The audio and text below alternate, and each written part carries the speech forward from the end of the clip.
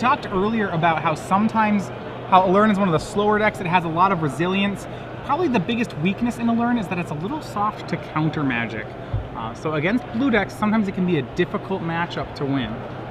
Yeah, I know it's called Allurin, right? So if they counter the Allurin, is that bad? That's good. That's good for the combo. You know, it's a good strategy to counter the Allurin. Without that, Martin usually will try to beat down with 2/1 flyers and 2/2 flyers for 3, 1/5s. It's an uphill matchup for sure. All right, we have Jordan on the lead with Island.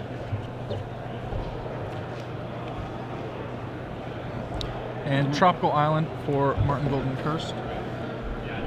All right, so Martin's going to try to use Gitaxian Probes to see if he can navigate here. Jordan's going to deny that information with a Spell Pierce. Yeah, that's pretty interesting, actually.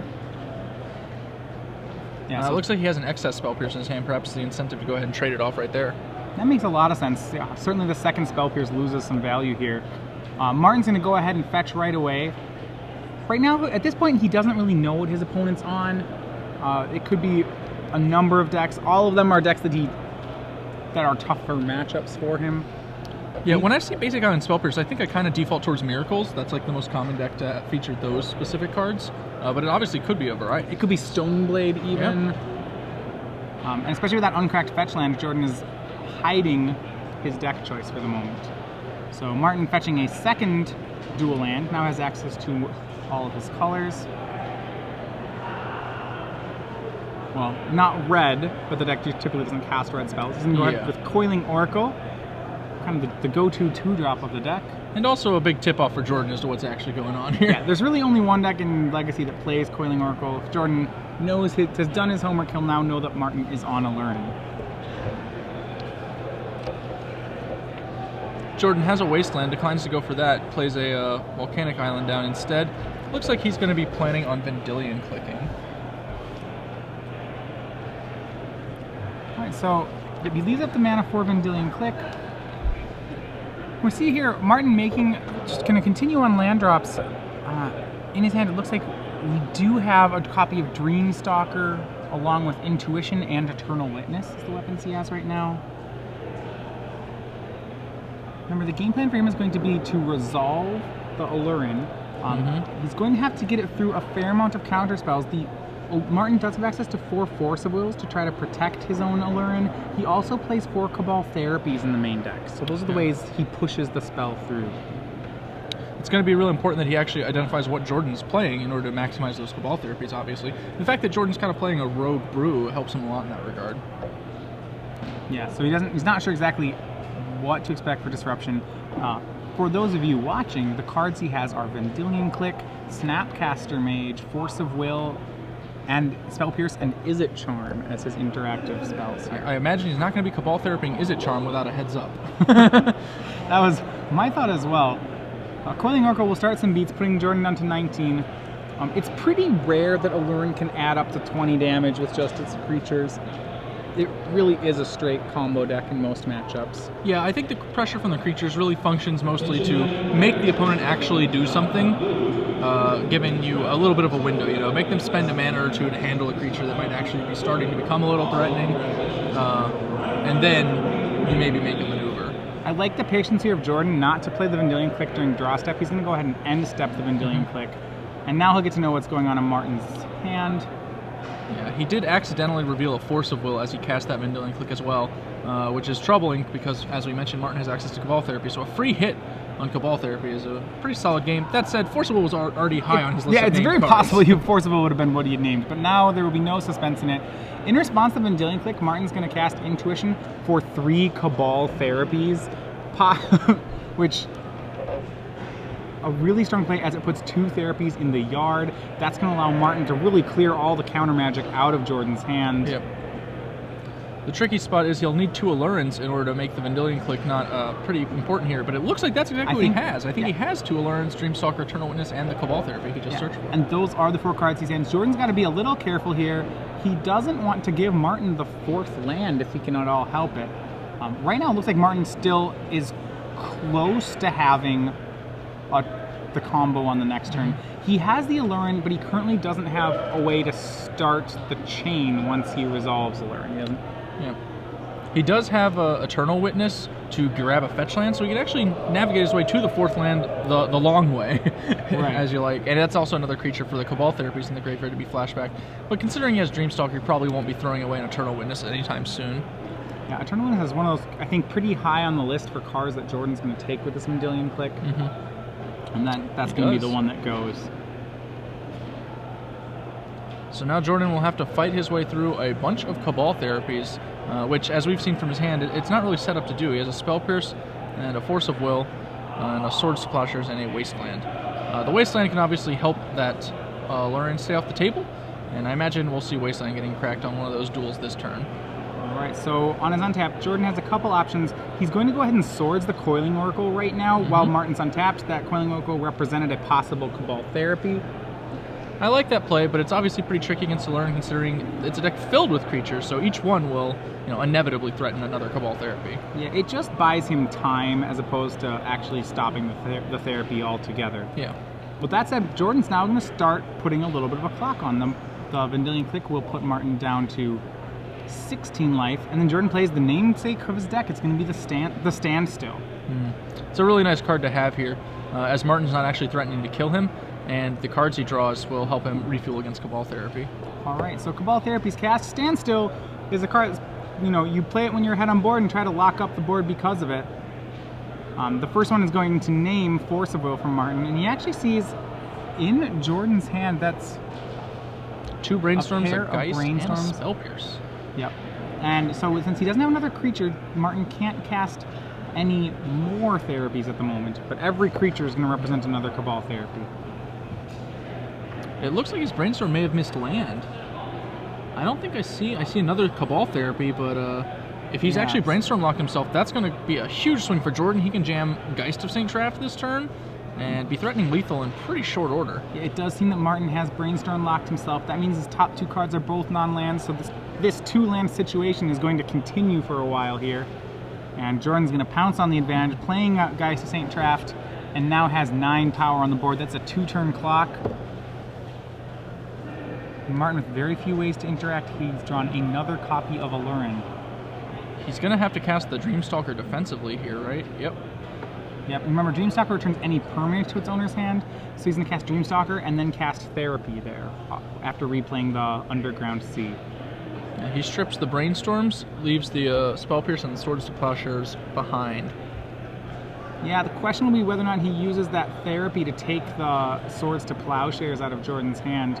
The Swords otherwise is going to get pointed at the Dreamstalker, so it's kind of...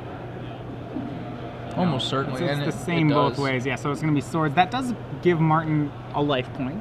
Sort of. Considering that the Geist was already going to get blocked by the Dreamstalker if he didn't do it. Yeah, no, well, it gives him a life point off the Swords. It gives him a life point off the Swords, sure, but he was, in fact, the Dreamstalker itself was giving him 2 life points, so it's actually a net positive trade for Jordan. And off the top is another Standstill for Jordan, and he'll pass it back. We know that Martin has no more lands. This is a lethal swing he's facing down, and game 1 will go to Jordan Aisaka. Yeah. It looked like Martin might be able to put it together there with the intuition for Cabal Therapies, but getting wastelanded off of his lands and failing to find any more after that point really just made the game easy for Jordan from there on out. Yeah, definitely.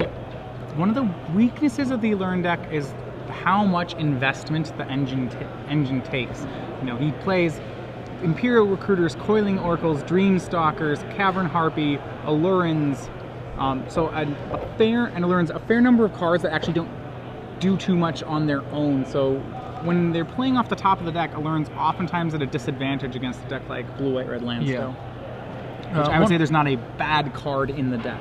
Right. Everything pretty much just can do what it needs to do on its own. It's not relying too heavily on inherent synergies. One of the best lessons I've had actually, as far as like combo decks and spacing them, was watching the Oops All Spells deck that we saw do so well in Milwaukee.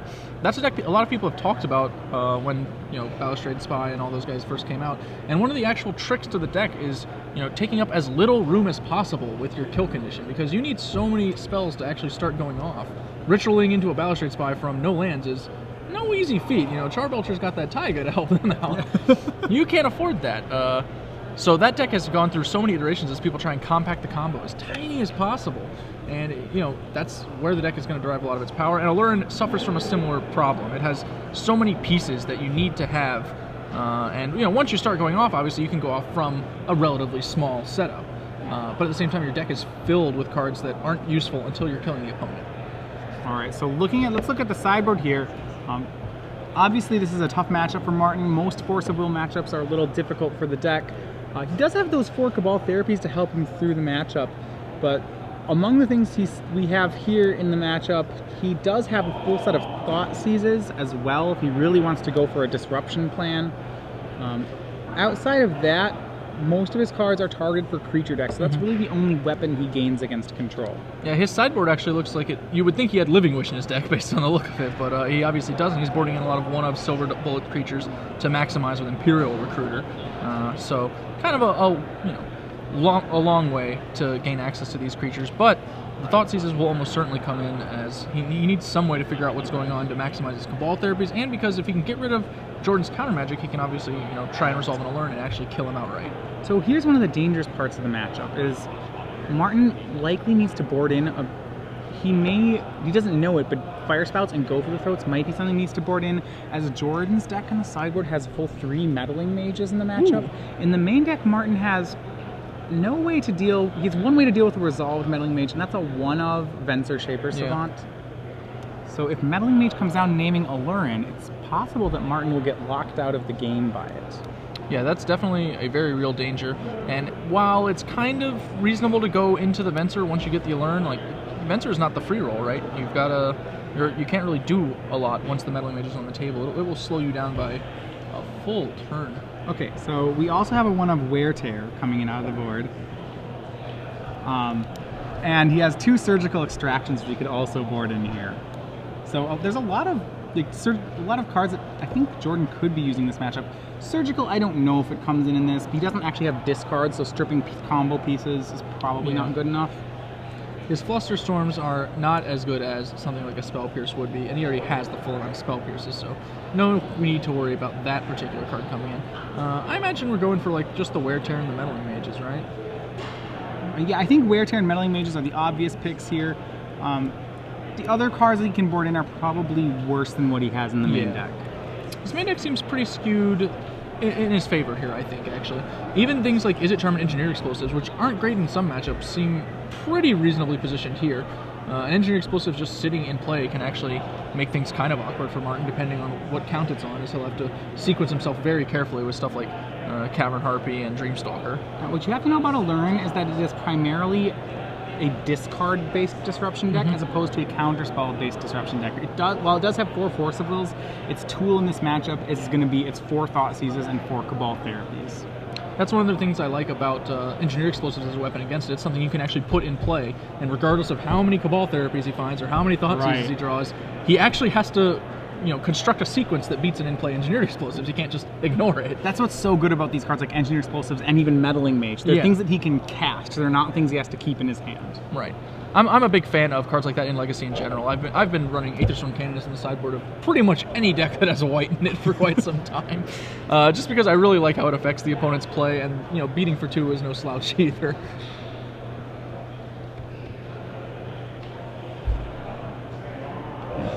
Looks like we're about ready to go. Yeah, about underway. So remember, with this matchup, there are interesting top 8 implications in it. With a win, Martin will make top 8. With a win, Jordan will possibly make top 8. It will depend on the result of Table 4, which is 2 players at 7-1.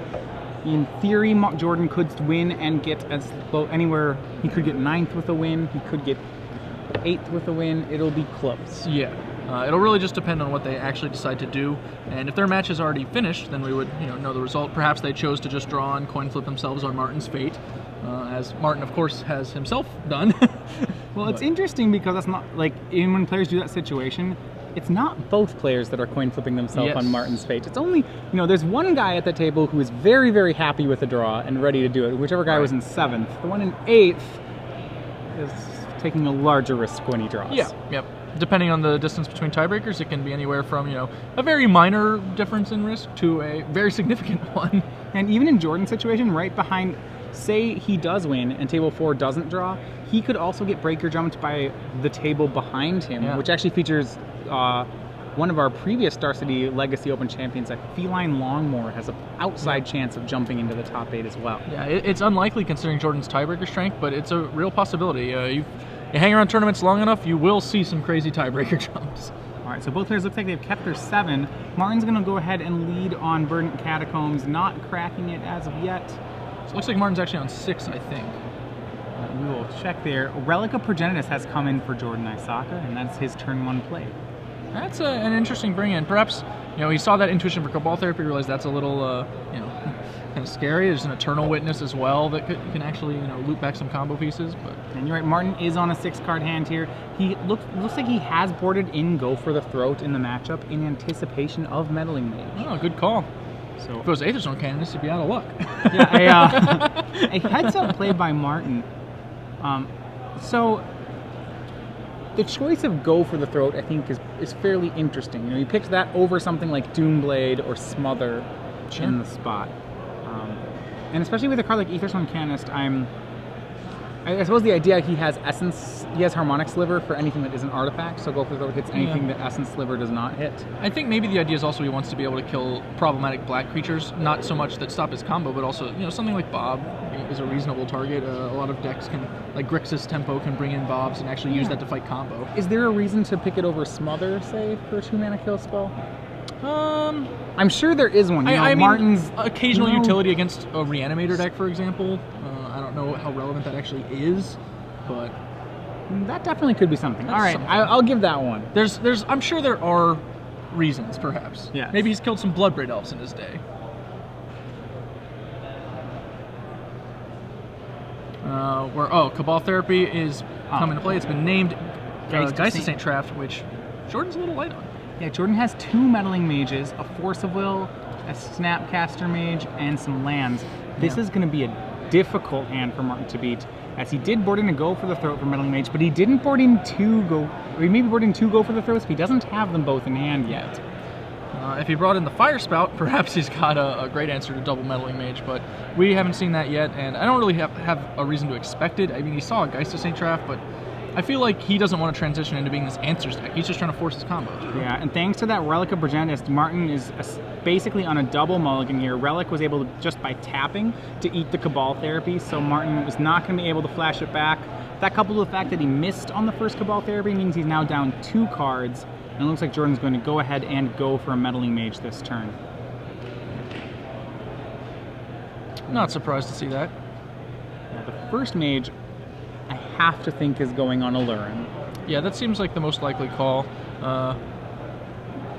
I'm not as sure what the second Meddling Mage is going to go on, so we will get confirmation as to what he's called here. Is there a case for naming something other than Alurin? I'm not sure. Probably not. It feels like Jordan's relatively well set up to beat just about anything over land. Fire Spout. So he did name Fire Spout. Jordan may have done more homework than we thought. Yeah, both these players are pretty knowledgeable of the... I am very surprised. Both players seem to know each other's sideboards very well. These players may actually be familiar with one another, and that would kind of explain these particular sequences we've seen. Sideboard and Go for the Throat. Martin doesn't even have red in play yet. Yeah, the Meddling Mage on Fire Spout. Jordan... maybe he really knows Alurin, maybe he does know Martin specifically. When you have double Meddling Mage, that is the correct name for the first Meddling Mage. Yeah, the removal spell, yeah. Yep, Fire Spout, and if the second one names Alurin, and then he holds back a Force of Will for the Go for the Throat, that's pretty strong.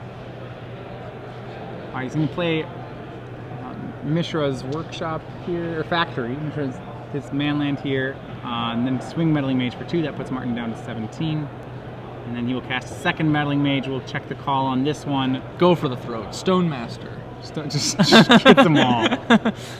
That would obviously leave him kind of vulnerable to the actual kill in Alurin, but I would probably be more impressed. We'd be very impressed. It would, yes, unfortunately, it would leave him very vulnerable to Alurin. And we've seen end step Intuition from Martin. Yeah, while we wait on the heads up for that Meddling Mage, Martin will be casting Intuition.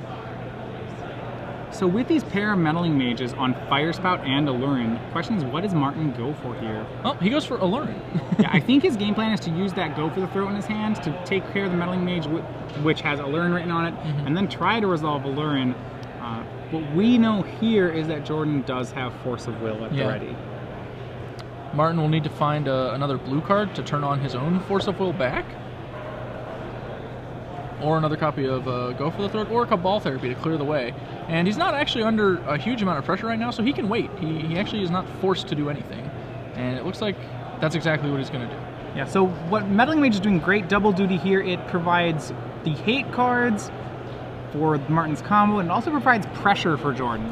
My favorite kind of hate card. The hate card that kills the opponent The hate while card that being attacks a hate while it keeps them from killing me. So yes. Your Thalias, your Aethersworn Canists, your Meddling Mages. I love them all. All right, 4th land to play for Jordan. We know he has a Force of Will. He has a 5th land. He also has a blue spell to pitch to the Force of Will. And he has a Relic, which he has not had to crack yet. Yeah, the blue spell in his hand is a Snapcaster Mage, so Factory's going to join the Fire Spout Mage in attacking. Jordan leading back the Allurin Meddling Mage right now. Interesting. Perhaps afraid of a Venser? I mean, to be fair, a Venser can dismantle that Meddling Mage reasonably effectively anyway, considering... once an Allurin's in play, the Meddling Mage is mostly useless against it, but still an interesting choice. Yeah, I think Jordan just playing very carefully here. A 4 power on the board each turn is not that much different than 6. It's 1 fewer turn at this point, so if he wants to be cautious and swing the 4, he's not costing himself very much. Martin has drawn a blue card in Jataxian Probe, but he is delaying on actually pulling the trigger on Go for the Throat. So on end step, Jordan's going to go ahead and play Snapcaster Mage with no targets just to increase his clock. Now if he swings the entire team, he has a 2-turn clock. We're going to see if he chooses to do that. Looks like he is. Yeah, what's nice about this is he doesn't have to make it a 2-turn clock. He can swing 6 here and save that Allurin Meddling Mage until the turn where, until that lethal turn. Jordan's hand is very strong. It's actually a Vendilion Click, a Force of Will, and a Snapcaster Mage. So he can Force of Will this Go for the Throat, and he still has access to a Vendilion Click to make Martin have, another Allurin. And he'll start with the Vendilion Click first. He wants to see what's going on. He can use that to strip the Force of Will as well, although there's some risk that there's another Force of Will drawn, and Martin draws a better card off the Force of Will. Right, so there is a chance here that this is going to work. Martin is going to go ahead and Force of Will the Vendilion Click. And Go for the Throat is going to resolve, taking out that Meddling Mage. All right, Jordan content to just sit on his Force of Will and maximize it, countering probably just whatever Martin does that might stop him from killing him. Yeah, no, Martin's hand is exactly what he needs it to be. It's Allurin plus an Imperial Recruiter. That does set up the combo, but the last 2 cards in Jordan's hand are Force of Will plus blue card. Yeah, he's going to go ahead and fetch out a land to cast the Allurin. He's going to cast it, and Force of Will plus blue card will take care of it. And because Jordan had to fetch for that Allurin, Martin had to fetch for the Allurin, it does put him down to 6, which means he's facing lethal on the board. That cost him a turn, which would have given him 1 chance to top deck Allurin, but as it is, he looks like he's going to be dead to this attack. Yep. There goes the Allurin, and Martin is dead to the board. So it might be for the 2nd day in a row, Martin Goldman-Kirst ends up 1 win short of top 8. We will see here just if Jordan can cinch the win. Just needs to turn his team sideways. Keeping Mishra's Factory up in front where it belongs. Where it belongs. Yep. Shrugs, this is going to be an activation and a swing, and that will be the game. Jordan Aisaka wins 2-0 over Martin Goldman-Kirst, and now he gets to wait to see what his fate will be, whether he will be in top 8 or whether he will be in 9th.